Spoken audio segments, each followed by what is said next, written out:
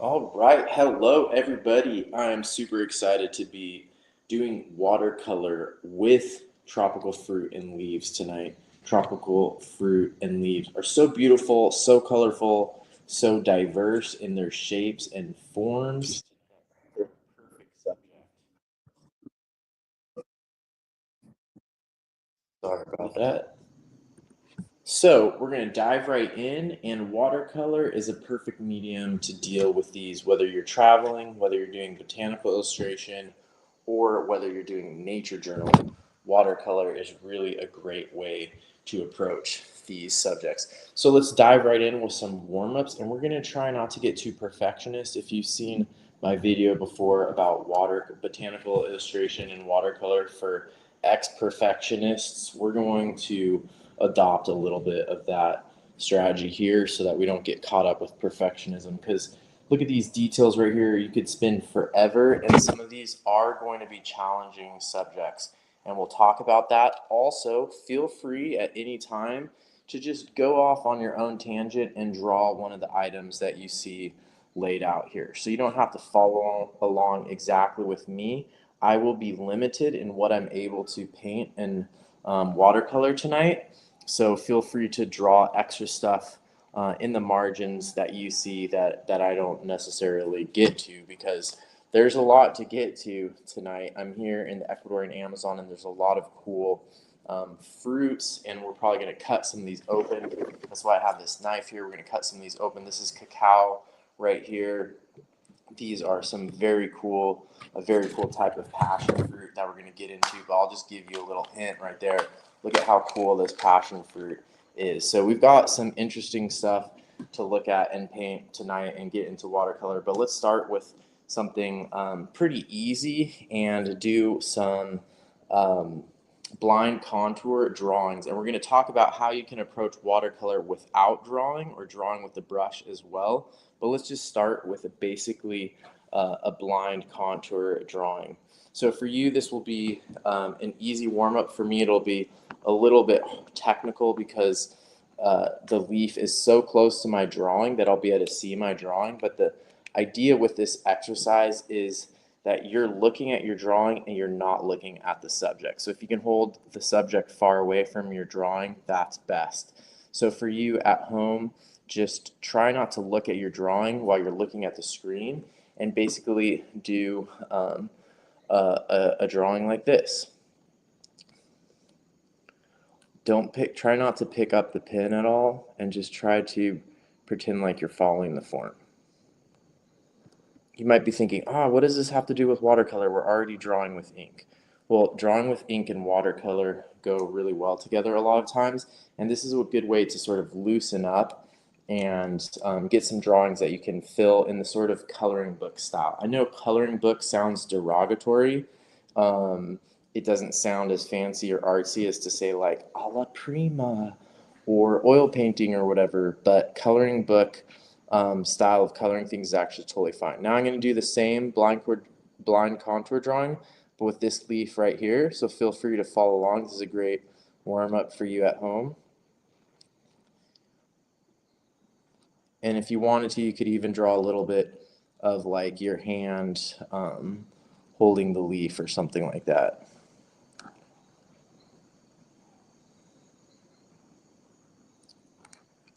And something like this. Mine is sort of a modified blind contour drawing at this point, because I can see it on the camera.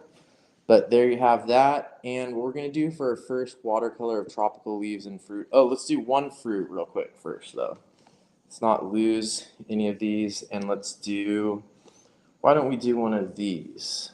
This is a certain type of banana that's often used for cooking. These are slightly small versions, but one thing you'll notice is they have a characteristic tip here.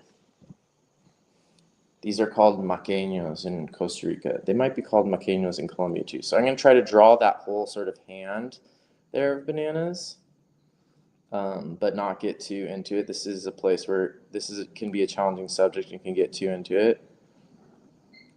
So you'll notice that with the blind contour drawing, I don't pick the pin up off of the paper. I just keep going with it.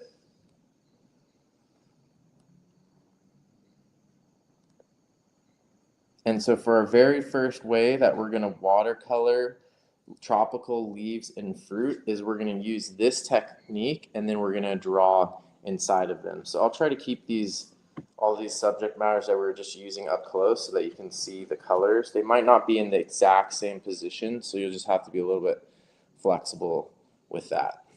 Okay, now let's get into watercolor here. And we're just gonna go quickly with this first part so we don't get too perfectionist about it.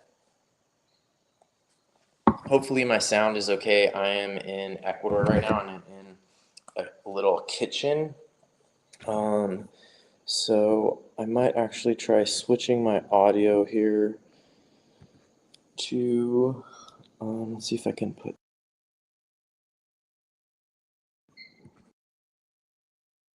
comments if this audio is better. Um, hopefully it is. Okay.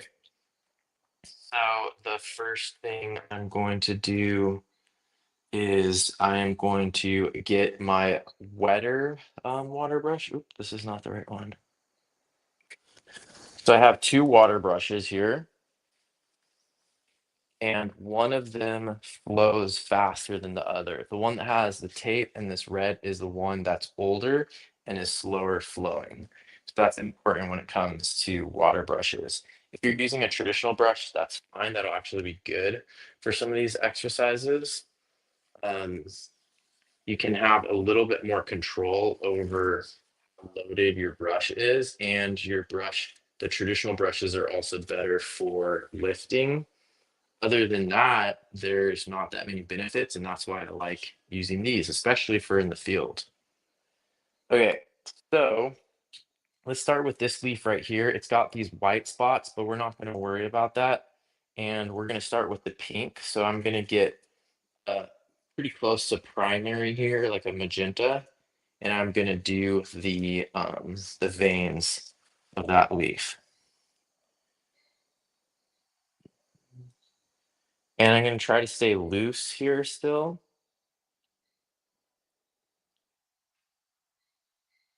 It looks like there is some bleeding, so I might do a little wet on this one,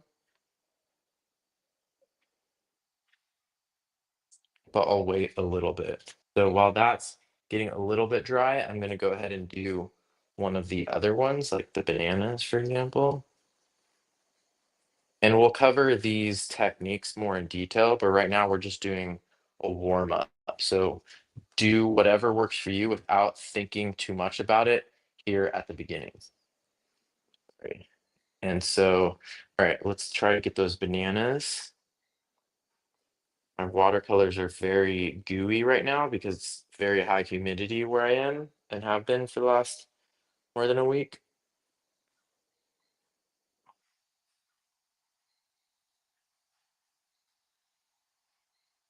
So here I'm definitely gonna do a wet on wet with a bunch of green. And I'll go over these techniques more, but for right now, we're just doing a warm up. We're just trying to get something on the paper.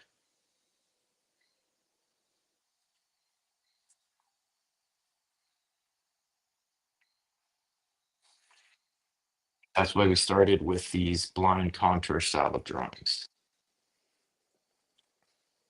Okay,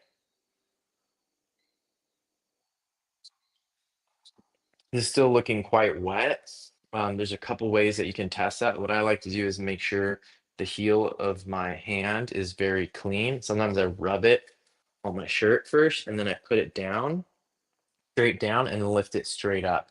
You can see, even though I was trying to be careful with that, I rolled a little bit side to side and that smeared the paint. But you can actually use the heel of your palm, if it's clean, to lift watercolor. And in the tropics, it's often very humid. And so this can be a helpful thing. So what I recommend is rubbing either the part of the palm of your hand or the heel of your hand on like your shirt and then putting it down, and you can do some lifting that way and speed up the drying.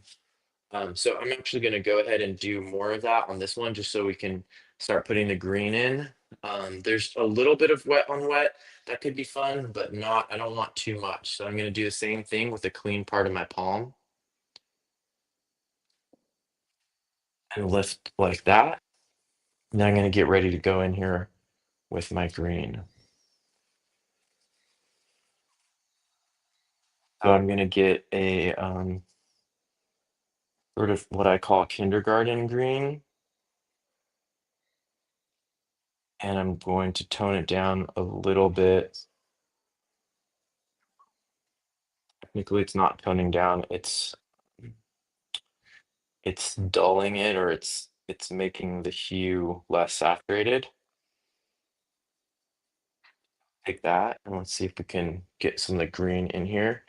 And what I'm going to do is I'm going to use white spot on top. You could reserve the whites, like if you have some type of masking technique that you can use in advance, which is not very conducive to work in the field.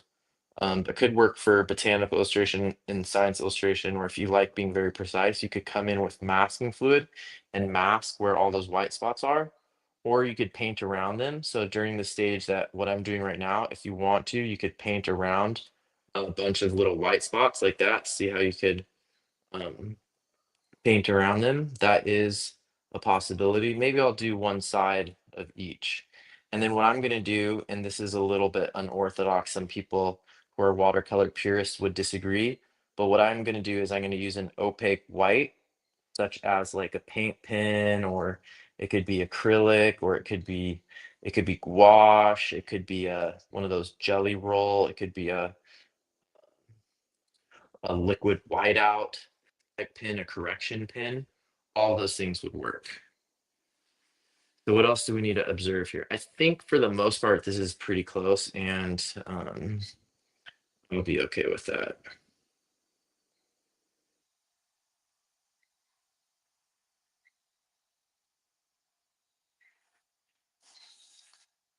Okay, so let's let that one dry. I'll move it to the side a little bit. If you're still working on it, remember you can always rewind the video. Even during the live, it's possible to go back. And then if you want to catch up to the live part, you can speed up the video again. Because now we have to do this one, which is going to be a little bit complicated. It's definitely not very green. Not a very green leaf, right? This is from the Terminalia genus tree. In Costa Rica, they're called Almendro de Monte. They're not native to the New World, um, but the seeds do really well in the ocean and float up on the beaches and grow there. This one was planted here in the Amazonian part of Ecuador, but it would have been hard for the seeds to get here without human help. Really good shade tree, though, and it does have an edible fruit and an edible seed. And scarlet macaws really like them. So, for example, in the southwest of Costa Rica, these trees have a big impact on where the scarlet macaws have re-entered. Okay, so I'm going to come in here with the yellow first, and we're going to do some wet on wet. And remember, I said I'll go over these techniques more later, but right now we're just starting with some really loose stuff to help remind you it doesn't have to be hard. It doesn't have to be meticulous. It doesn't have to take 5 days. That you can get something down on the page with watercolor and botanical stuff for nature journaling or fruit, leaves, any of that. It doesn't have to take, you don't have to bite all your fingernails off and spend days. There are other ways to do it, and it can be sort of fast. So just try whatever works for you. We're starting with blind contour drawing and some pretty loose watercolor.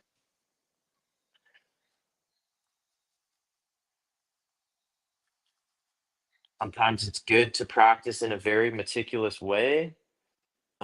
There's a lot of benefits to that, and I have done that, but you have to be careful that the sort of procrastinator part of your brain doesn't take over and kind of use that as an excuse not to actually finish anything or progress or try anything new.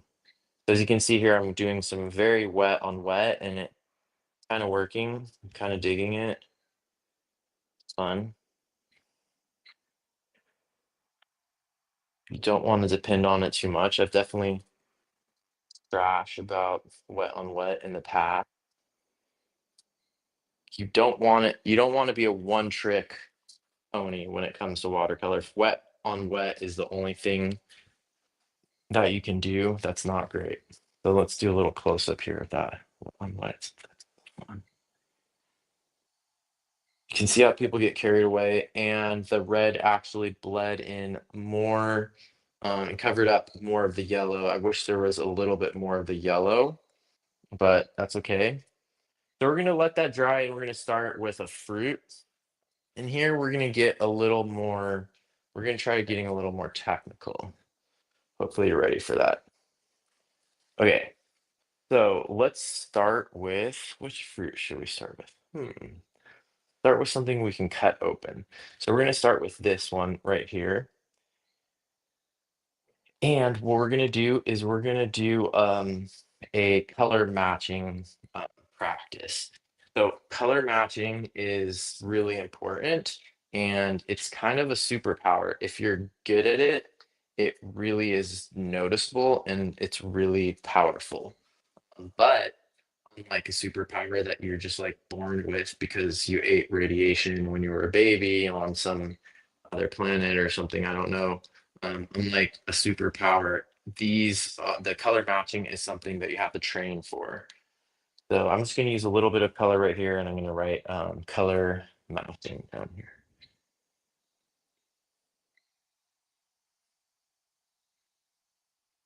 I'm not the best at this, but I also have done a fair amount of practice.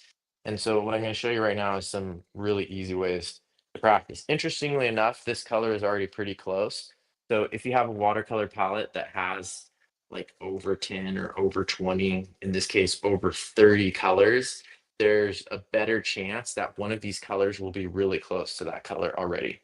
So for example, this is the John Muir Laws. I should point out this is a John Muir Laws watercolor custom watercolor palette. It's a great watercolor palette.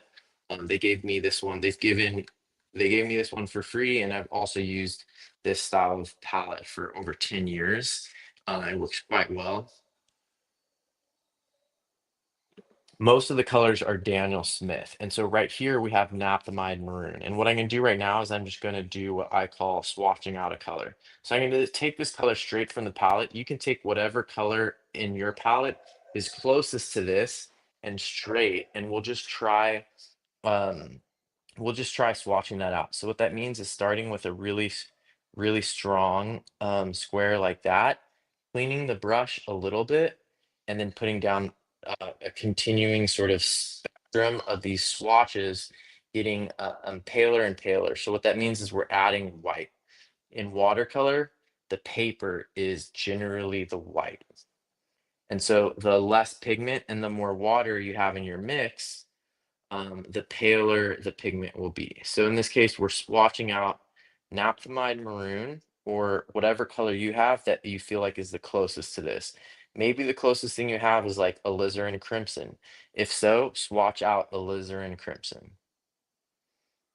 You can see how I'm making it lighter and lighter. You can do this in a similar way if you're using a traditional brush. Just keep adding water or wiping the brush off slightly. And what you'll see here is we'll eventually get this really nice spectrum showing a tonal variation of that one color. Now I'm going to make a little mark there. So this is called swatching out, and this is naphthalide maroon. So I'm going to make NM. It's really good to practice your watercolors in this way and get to know what you have. Okay, so we have one pure color. Now let's look at this more carefully. It kind of looks like there's another color underneath it, like a little bit more of an orange color underneath it. And it also looks like, in general, it's not a perfect match for naphthalide maroon. So the thing we're going to try first, to keep it simple, is we're going to mix naphthalide maroon with another color. So think to yourself right now, if this is naphthalide maroon right here, what do we need to add to naphthalide maroon to make more of this color? Do we need to add blue? Do we need to add green? Do we need to add red? Do we need to add yellow? Or maybe we need to add a little bit of orange. I think this has more orange than naphthalide maroon. So what I'm going to do is I have a little bit of the naphthalide maroon spread out here already. And I'm going to take some of this orange. This is like permanent orange. It's a secondary color. If you're mixing from primaries, you can make your own orange. And I'm going to mix that in here with naphthalide maroon. And I would say I did about a 50-50 mix. It's an interesting color. You can see that it's toned down the saturation. Whenever you combine two hues, it's going to tone down the saturation some. It looks too orange, but maybe it could be like the undercoat of this fruit. What do you think? Use whatever color you have that you can add to that first color you swatched out to get closer to this color. We're practicing color matching here. And if you do this kind of a practice with a variety of objects and practice trying to match the color in this way like we're doing right now, then you will get better and it can turn into a superpower like I said before. So now I'm going to write down that we basically did naphthalide maroon from above plus permanent orange. So I don't think that's a perfect match either. Neither of the colors that we have swatched out are perfect matches, but I think that somewhere in between those two colors is the color of this Tamarillo. Now, to complicate things more, I could bring out the other one that I have. And if you look at this one does have some green and it has some color here that looks pretty close to naphthalide maroon. It has a lot of variation in color that's different from the one here. See, that's actually a fairly different color. So this is pretty common with tropical fruit, but fruit in general, that there will be color variation like that. Okay, so let's do one last thing where we're going to mix in more naphthalene. Actually, let's try painting the orange underneath and then painting the naphthalene maroon on top. So this is a similar technique to what I did here, wet on wet, but now we're going to do it as glazing. So I'm going to write that term down because that's the fancy vocabulary word that you can use to impress your friends. It's ornamental knowledge. Glazing is not just for donuts, it's also for watercolor. So when you add multiple layers, I know that's really small, you're gonna have to put on your binocular to read that, but glazing, it's spelled like it sounds, like the Krispy Kreme donuts that will make you choke. And what it means is basically you're putting down multiple layers of transparent watercolor. So let's do sort of a sketch of what that fruit looks like, the Tamarillo. This is I think it's Solandrum. No, is it Sipho?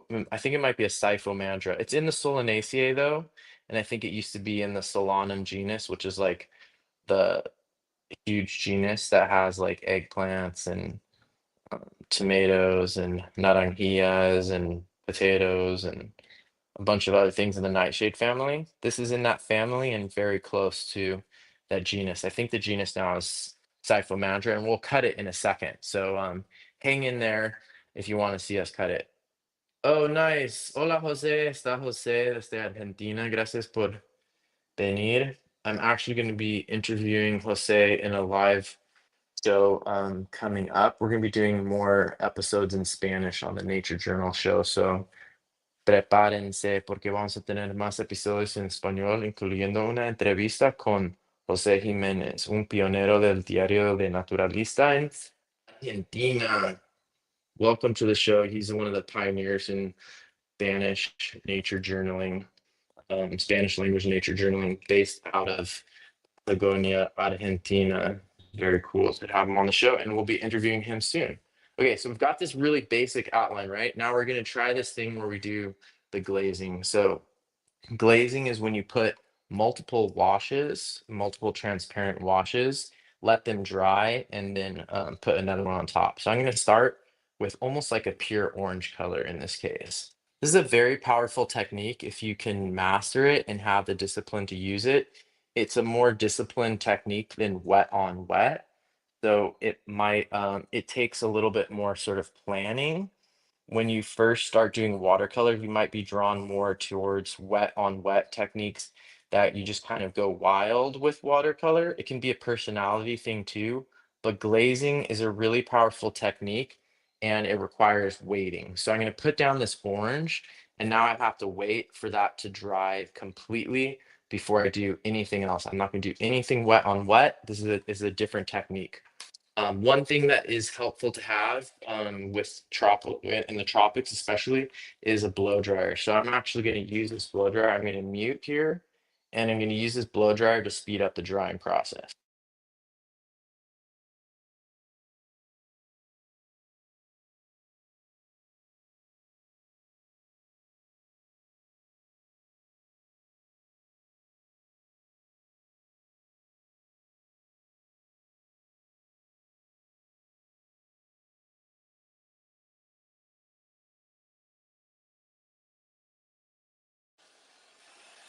This is also a good way if you're a man and you're self-conscious about owning a blow dryer, you can always say that it's for watercolor.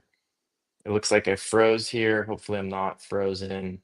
But I was just saying that if you're not completely confident in your masculinity, but you want to have a blow dryer, you can say that it's for watercolor. It's not for your hair.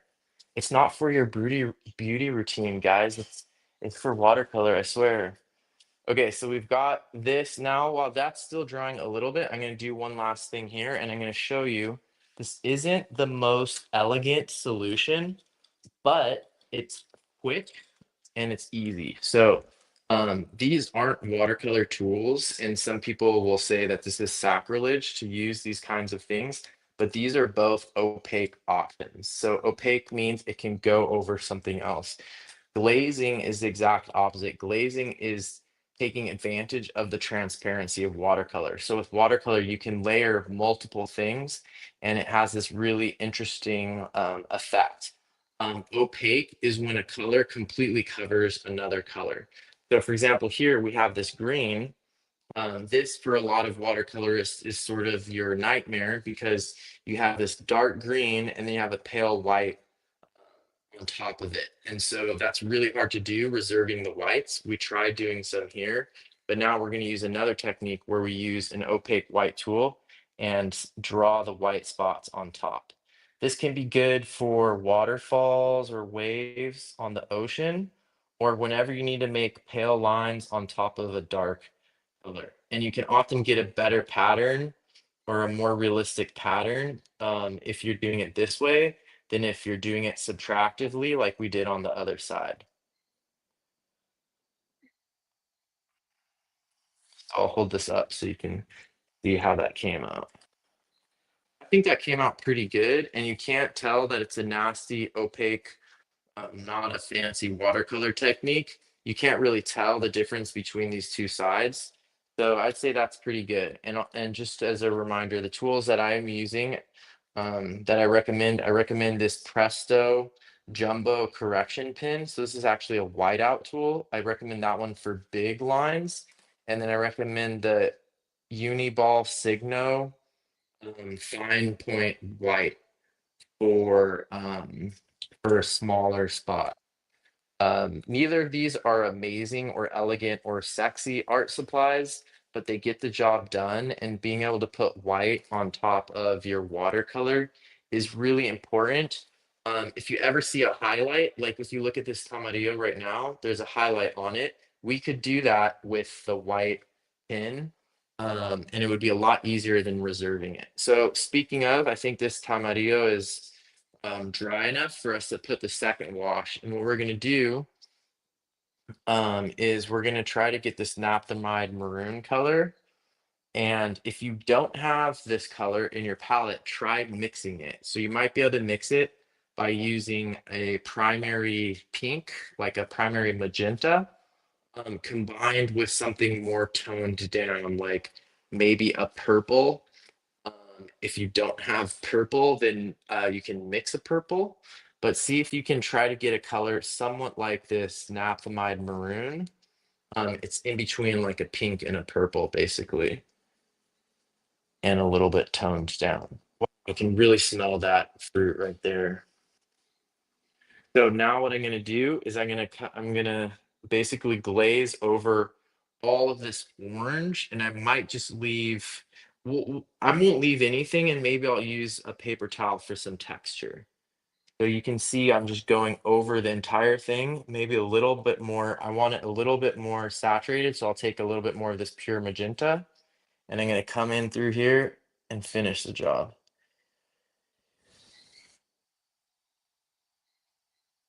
This is glazing.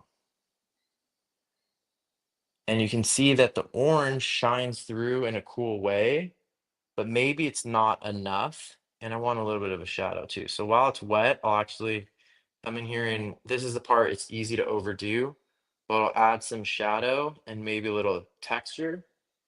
And then let's see if we can use a paper towel to do a little bit of lifting for a highlight and maybe to let that orange show through more. So depending on your paper towel or whatever fabric you use, it could give texture, which could be good or could be bad.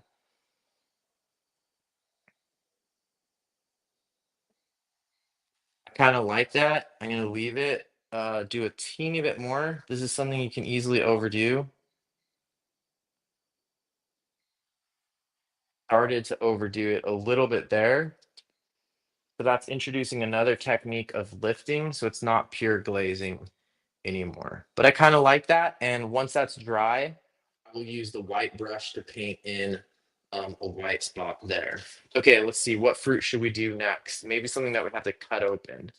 People can vote in the comments. Go ahead and vote in the comments which fruit you think we should do next. We have these passion fruits. I cracked one open a little bit in the beginning. We have those. We have cacao. Oh, I could also cut into one of these. We have cacao. We have a papaya, and we have this really, really crazy palm fruit right here. Um, I don't know if I'm going to be able to open this. These are kind of like dragon eggs. It smells amazing. It smells kind of like halfway between a durian and a guanabana and um, the drain in your sink when you haven't rinsed it out in a while and come back from vacation. So really weird fruit. This actually is part of this massive ball with a whole bunch more of these spiky segments. This is just one individual little chunk. It might be based off of each one is from one flower. It has multiple seeds. I've got that. And what else? We've got a variety of these crazy leaves, including fern leaves. So go ahead and post in the comments which fruit you think we should do next.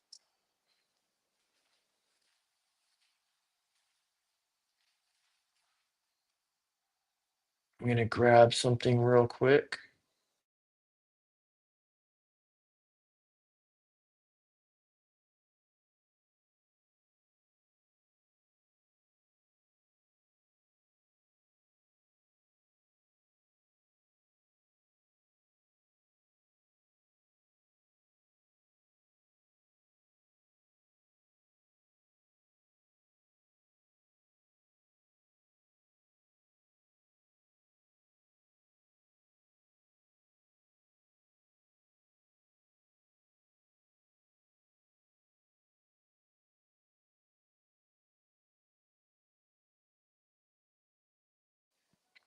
All right.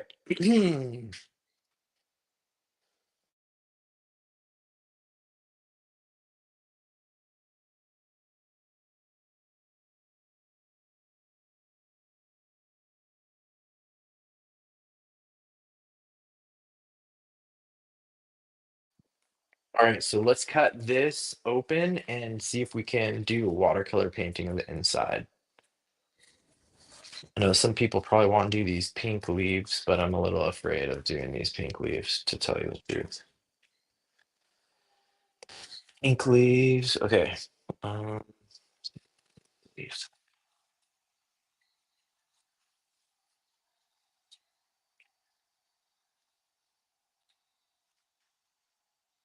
Okay. So look at the inside there.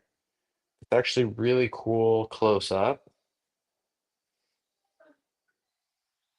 Smells really good also. And this fruit is used in tons of, it's used a lot in Northern Colombia in juices. I'm gonna keep holding it up to the screen here so it's a little bit closer so you can draw it. What I'm gonna do is I'm gonna do a drawing first and then watercolor inside. It would also be cool if we can angle the fruit like this so we can see the outside of the skin and put the color of the outside of the skin. Do you see that? And if we can get the stem as well, that'd be even greater, even better. So let's see if I can greater. Yeah, great English. Okay, so I'm gonna hold it like this.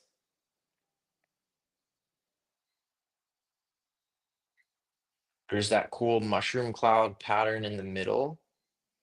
Yes, that is sacred geometry. Ooh. Oops, didn't leave enough room for the stem. That's okay. I'm just gonna make the stem basically black while I'm here with my pen. And then I do want to get, I'm going to show you one other technique that is useful in these kinds of scenarios. And you can either use graphite. I often don't use graphite, but that would leave a sort of a paler line that could even be erasable. You can also use gray pen. So watch how I'm going to use gray pen to sort of draw in the sacred geometry part. Um, you know what? I might actually look at the other one for the sacred geometry part and yeah, so there's basically a line down the middle. This gray pen is gonna erase. A lot of it's gonna erase when I do the watercolor. There's basically like a mushroom here, a mushroom pot on this side, and then it comes here. There's this sort of middle part. It goes out here. There's this sort of whole outer layer. Shoot, I messed that part up. I'm looking at the wrong one again. Dang it, the perspective.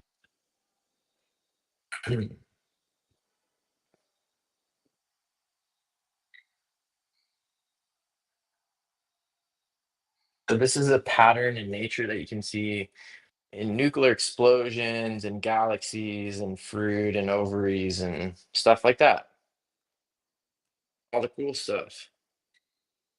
So I just drew in a really basic outline of that with this gray pen, and you see you'll see that when I go over it with watercolor, it's going to kind of fade away because what we want is we want to show this in a semi-accurate way, and sometimes having black ink lines around everything is not the way nature actually looks, even though it's convenient for us to draw that.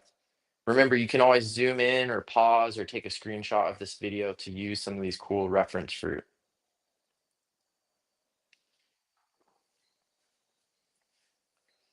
Okay, so I'm going to start off with, guess what? Orange, right?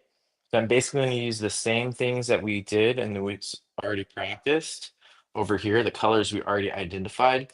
If you're mixing from a limited palette, ideally you would have the mixing area. Each time you mix one of these colors, you mix a lot. And then later, when you get into the painting of the actual fruit or the leaf or whatever, you have a lot of that color on hand. So, for example, I kind of messed up my orange. I had orange out here, but this other color completely invaded it and sort of took over. So I'm going to have to kind of mix that orange again. Since I'm actually in the tropics painting tropical fruit, issues with my watercolors being very wet and a little messy. So we want to start pale. That looks almost a little bit too strong, but I'll water it down and I'll do a glaze. So I'm going to cover this whole area. I'm gonna have to wait and come back to it. I wish it were a little bit more saturated of an orange and a little bit paler, but fine. While we're waiting for that to dry, we might as well do something else, which is a little bit of lettering. And so I'm going to take advantage that I have this color mixed up here, and I'm going to use that for lettering, just like I did here where it says color matching. I'm going to write the name of this fruit, which here it's in Ecuador it's called tomate de árbol, but another name for it is tamarillo, and that takes up less space, so I'm going to use that one. And it's really fun to do lettering with watercolor. Not enough people do it, and you get some nice brush lettering. Look at that. Okay, cool. So while we're waiting for that to dry, we might as well do a leaf. And I think a fun leaf to do would be one of these fern leaves. So ferns, on the bottom side of the leaves, you can see where they have their reproductive organs. And that's one of the ways that you can really know it's a fern because they don't have flowers. So they won't make fruit either. They have a completely different reproductive um, system than the flowering plants, which are newer. So let's do a drawing of one of these, and I think one would fit in. That one got watercolor in it. Let's see, we could squeeze one into the composition here somewhere. I think sort of in here. So what I'm going to do here, I'll show a pencil technique. And what I have to do is I have to shrink this leaf to make it fit. So I'm going to try to just get the proportions more or less here with pencil before I do anything else. You probably can't even see this. This is one of the reasons why I don't use pencils, because it doesn't show up in video at all. And the stem. I probably could have just done that straight away with ink because I wasn't that far off. If possible, I do recommend trying to go straight to ink, even if watercolor is like your main thing and you want to get very accurate proportions and stuff like that with your watercolor, and you do like starting with graphite or a non-photo blue pencil or something like that.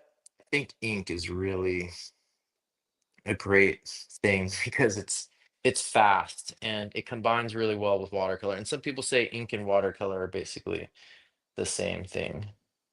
Ink is just black watercolor. Okay, so now I'm going to try to get the circles for these. I think they're called sporangia. Some ferns don't have, not all ferns have them in circles like this. They can be in different weird shapes. If you want to identify ferns, it's very important to capture this part of the fern, the reproductive. So what you should be looking at as a watercolorist is what is lighter, what is darker, and you start sort of making a plan. And the good thing is that these little circles are darker. It's always easier when there's little dark things as opposed to little light things. So we already did little light things with the white on these leaves, these kind of annoying ornamental aroids. We did that, but dark spots on a paler background, that's a lot easier to do with watercolor. So that's good. Easy is good, right? Okay, so this green is kind of a pale green. If you have gouache, white gouache in your watercolor palette, this could be maybe an opportunity to mix some white gouache in. Um, on the John Muir Laws watercolor palette, there is a color called chromium oxide that's kind of close to that. So if you see this color right here, otherwise, if you have a limited palette, I'm sorry, you're going to have to try to mix this color. But we already did one basic technique for practicing color matching, and I have a whole Skillshare video all about color matching.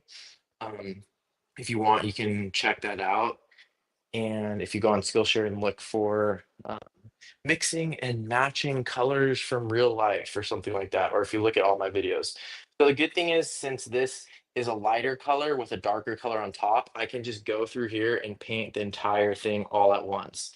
And no, I'm not going to worry about like staying in the lines. The staying in the lines is not as important as it seemed when you were in middle school and all the other kids like made fun of you about it. I think speed is more important, and getting the color right. So what I notice right now is mine is a little bit paler and it's a little bit less yellow. Notice that? So if I wanted to be perfectionist, I would have done the color swatching first, kind of like what we did up there. So for example, I could take, now that I know that this is a little bit is not yellow enough, what I could do is I could add yellow. And so in my case, I have yellow in the green area exactly for that reason, because sometimes you just need to adjust the yellow on your green. And so what I can do here is I could swatch that out and compare it with the real leaf. And so you might be watching this video, eating granola or drinking a beer or eating chocolate or whatever.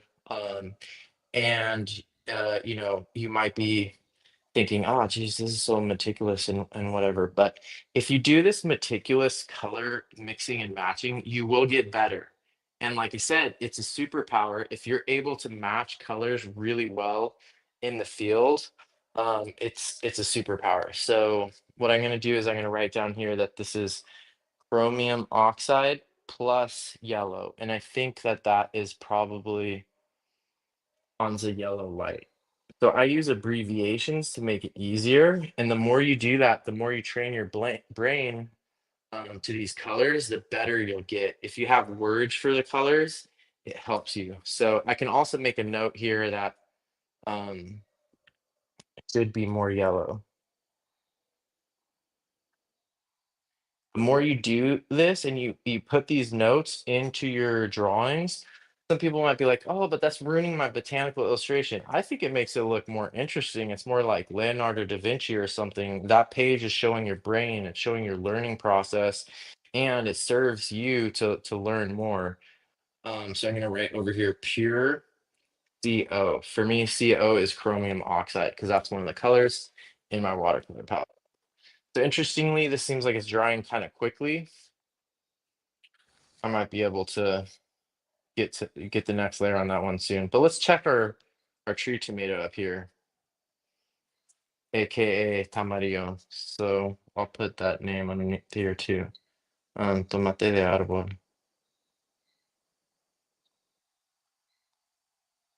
Si estás viendo eso y hablas español, vieras que voy a estar publicando más videos en español, incluyendo una entrevista con José Jiménez de Patagonia, que hace diario naturalista allá desde hace muchos años. So I'm going to be putting out more videos in Spanish. There are some features for auto translation on YouTube that you can use if you don't understand Spanish. Everybody else who doesn't speak English has been using those for a while. And I think it's important that we have some more nature journaling content in Spanish. Okay, so now we're ready to go on to this one. And hopefully you can see it close enough. Wow, the smells here are really starting to get intoxicating with all these amazing fruit smells. Okay, so what I want to do is I want to make this inner part match. And what you'll notice is it the same color from that sort of outer part to the inner part? It might be the same color, but just darker. Sorry about the dogs barking outside. But this might be a completely different color. It's darker, but it's also a different color. So ideally, what you have in your watercolor palette at this point is you have both of those colors un uncorrupted, uncontaminated by the others. And so, like for example, I would have a perfect orange, and I could just make this darker by putting another layer of the exact same color, which is glazing. We learned about glazing. And what I would do, and this is basically the essence of watercolor here. If you understand this part, you understand watercolor. I basically have to go in here and I leave some parts with one layer of this color.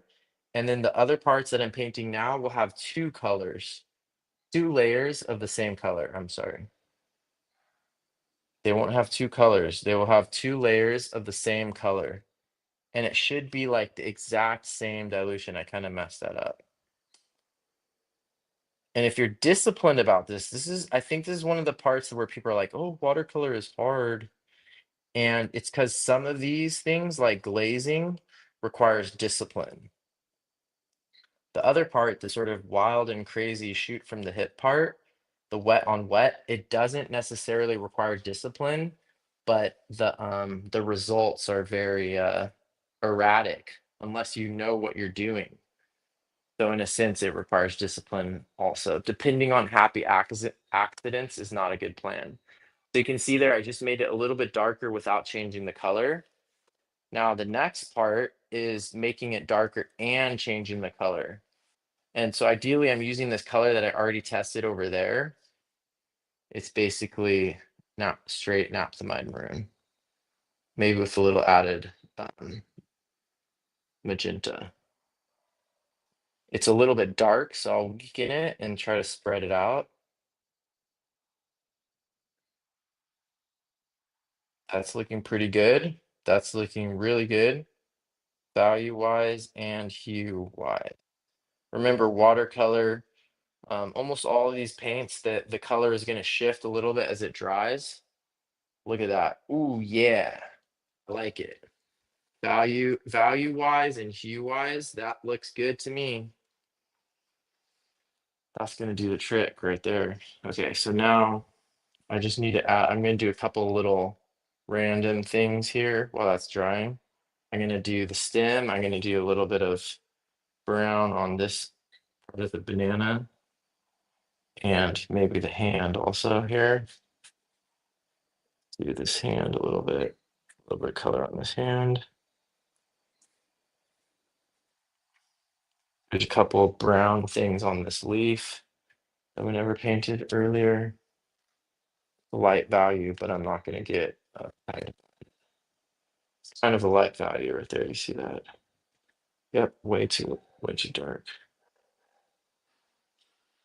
But these are all skills. This is like, basketball players, they do a bunch of different exercises before they go out on the court. And I think with watercolor and art, these are all practices and skills that you have to build up. And sometimes to build them up, you're not having fun. You're not necessarily having fun. You're working out. And so um, I think that sometimes if you can find joy in that process, uh, you can really build your skills because these are skills that require practice. So I'm coming in here with brown for the sporangia. Luckily in my watercolor palette, I had several options and some of them were very close, I think, in match. Specifically the Monte Amiata Natural Sienna, which is a very nice, useful brown color that comes in this palette. And these are mostly Daniel Smith colors in the genre laws watercolor.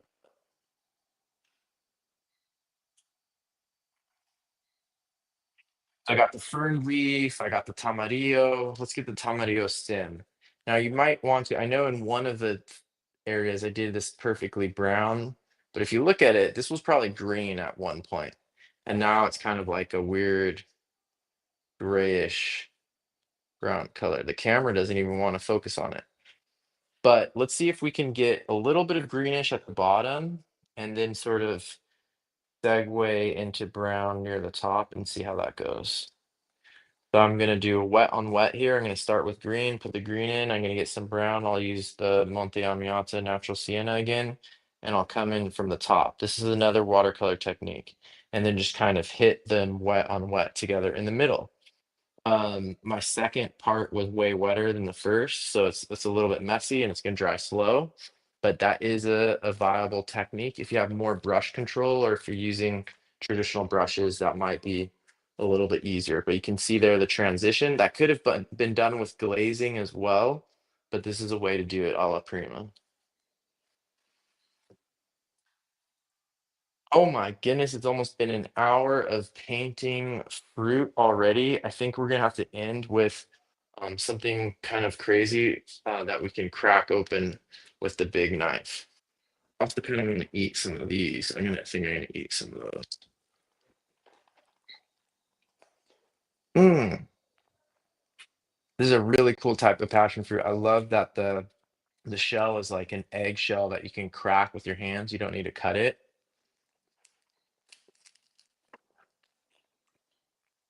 Super fun to eat. They're like sucking the brains out of some kind of extraterrestrial that has lots of brains, like multiple brains.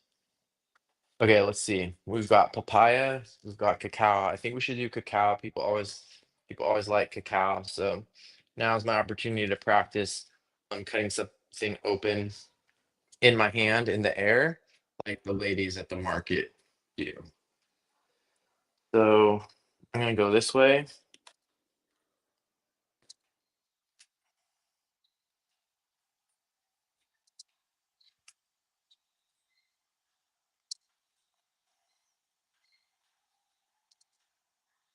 Are you ready? Dun, dun, dun, dun. Mm, that is tasty. And that's not where the chocolate comes from. Around the seed. Well, I shouldn't start mansplaining, nature splaining this already. Let's do some watercolor about it.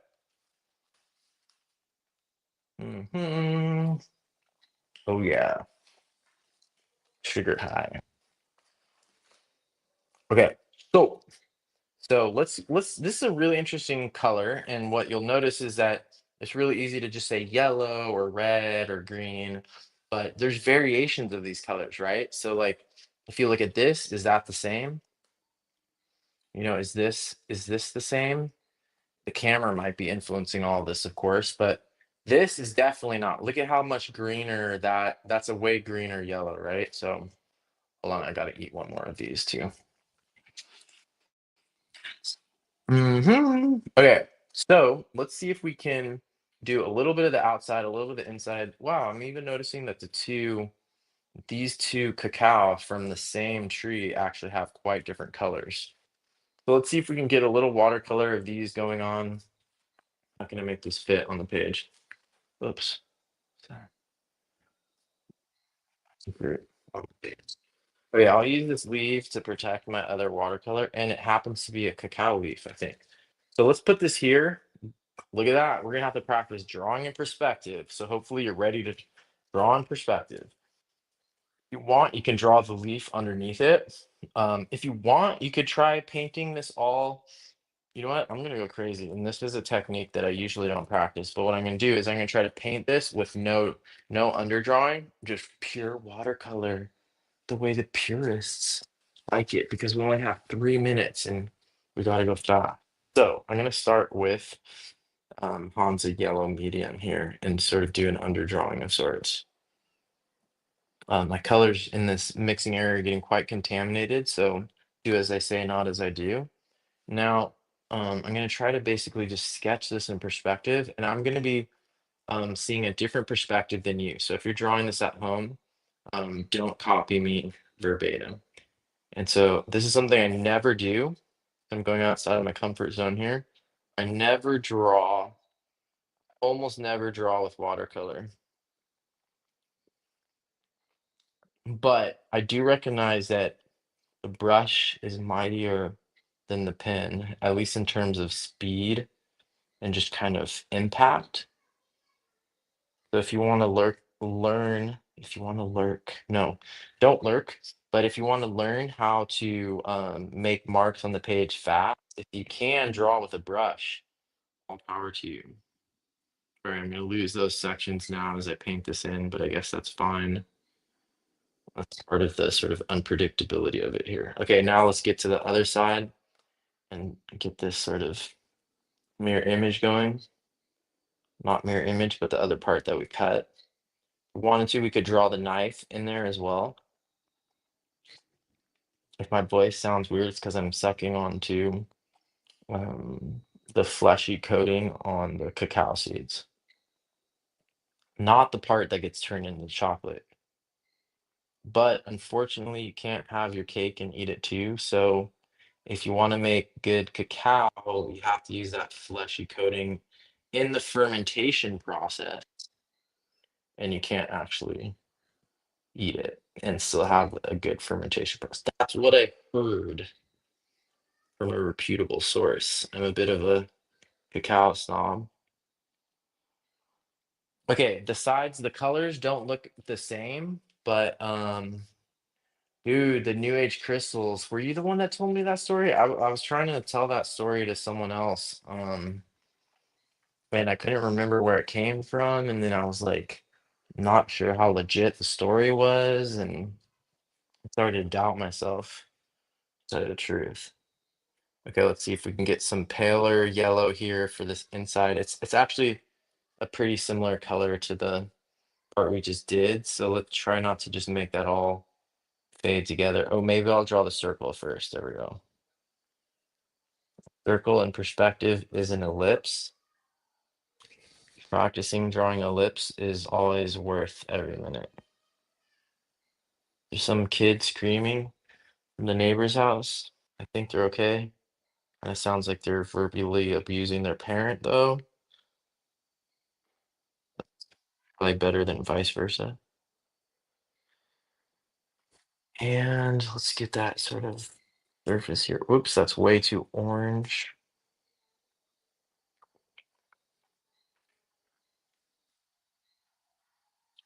It would be hard to put the New Age crystals into the cacao pot though, like in the processed chocolate is a little more. I could see that being a little more. Okay, now I think I need to wait a little bit. Well, maybe I'll try a little bit of wet on wet. Famous last words, right? So there's these damaged parts I'm noticing. Look at that damaged part there. I'm going to see if I can do a little bit of that because it looks like a wet on wet pattern would be good. Yes, that is the okay. Remember this next time. I can't remember. I think I messed the story up last time I tried to tell it.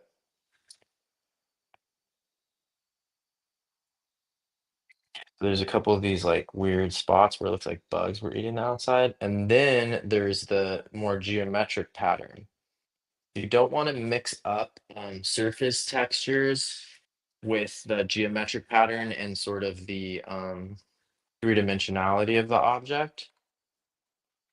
And if you have to choose one or the other, I would say getting the three-dimensionality and the sort of volumetric illusion part, and don't worry about getting the surface textures or the color. Truthfully, color is less important than getting that three-dimensional illusion. Unless you're, consciously making the choice, like the impressionist, that you want to work on the color and you don't want to work on the volumetric part, like making that as a conscious decision and knowing that if you needed to, you could do the volumetric part in the perspective, that's a legit decision. But just doing it because it's easier than doing the other way, that's not, in my opinion, a good reason for choosing a technique.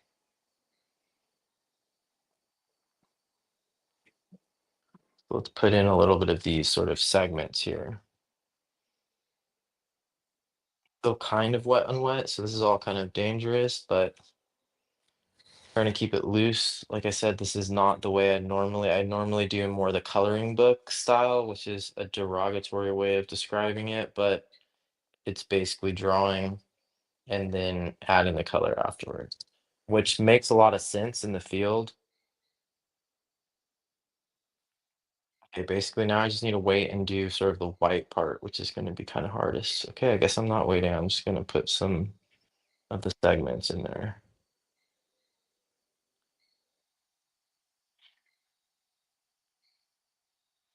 Broma cacao. Dude, check out this fruit. This is the crazy one right here. Talk about this definitely needs to go in the category of plants that don't look like plants because it looks more like an alien testicular organelle than a fruit. But it smells that way too. Oh, dang. These aliens need to wash up a little bit better, but very interesting. I don't know if we're gonna have time to get into this one, but I have an upcoming video about this coming soon. Stay tuned. I know the coverage on the Nature Journal show has been a little bit inconsistent lately. That might have something to do with the fact that I'm traveling and living in the Amazon at the moment. Um, but there will be more content coming soon, including more content in Spanish. So if you know any people that speak Spanish that want to learn about nature journaling, share it with them. If you want to learn Spanish, it's a good opportunity. Next couple episodes are probably going to be in Spanish. Entonces, prepárate. And we didn't get to cover all of these tropical fruit. Maybe I'll just cut open a couple more things here while we yeah, I'll cut open a papaya real quick just for shits and giggles. And this is actually one I planted here 2 years ago on accident while I was here. I was eating lots of papayas and I was spitting out and pooping out the seeds in the backyard. And this tree grew from that. So the moral of the story here is that the seeds that you poop out today could feed you in 2 years, especially if you're in a tropical area where the colors are really cool and things grow faster. So think about the future. Remember, nature journaling is more than just an artistic hobby, even though watercolor and these are cool also. and try to support agro biodiversity. We're losing lots of our food crops because everybody's just eating rice and corn and potatoes and Granny Smith apples. So support your local markets and keep up the good work with your nature journaling. I'll see you next week at the same time. It'll be a recorded episode, maybe in Spanish. Bye.